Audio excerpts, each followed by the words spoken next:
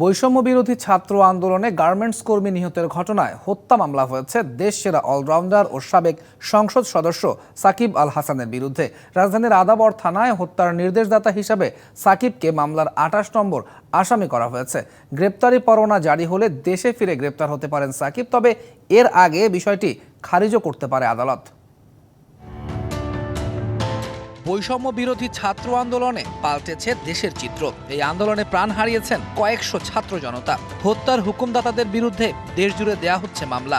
এবারে সেখানে নাম উঠল দেশের ক্রিকেটের পোস্টার বয় সাকিব আল হাসানের। সরকার বিরোধী আন্দোলনে অংশ নিয়ে গার্মেন্টস কর্মী রুবেল নামে এক যুবক গুলিবিদ্ধ হয়ে মারা যান। এই ঘটনায় রাজধানীর আদাবর থানায় হত্যার নির্দেশদাতা হিসাবে সাকিবকে মামলার ২৮ নম্বর এজাহার নামেও আসামি করা হয়েছে।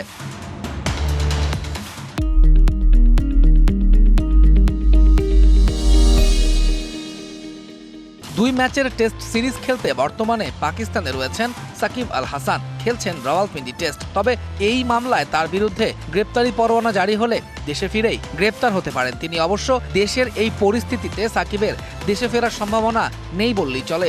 স্ত্রী পরিবার যুক্তরাষ্ট্রে বসবাস করায় পাকিস্তানের বিপক্ষে সিরিজ শেষে সেখানেই ফিরে যেতে পারেন তিনি।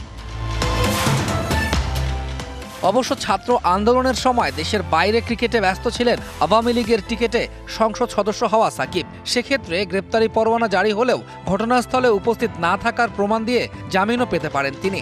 সেক্ষেত্রে মাঠে ফিরতে আর বাধা থাকবে না তার। এর আগেই তার বিরুদ্ধে অভিযোগ খারিজ হলে ব্যাপারটি এমনিতেই নিষ্পত্তি হওয়ার সুযোগও আছে। এর আগে চিত্রনায়িকা নাজনীন আক্তার হ্যাপির করা ধর্ষণ মামলায় পেসার রুবেল হোসেন গ্রেপ্তার হয়েছিলেন। জেল থেকে জামিনে মুক্ত হয়ে ২০১৫ বিশ্বকাপও খেলেছিলেন তিনি। সাকিব আগাম জামিন নিয়ে খেলা চালিয়ে যাবেন কিনা তা নিশ্চিত করা যাচ্ছে না।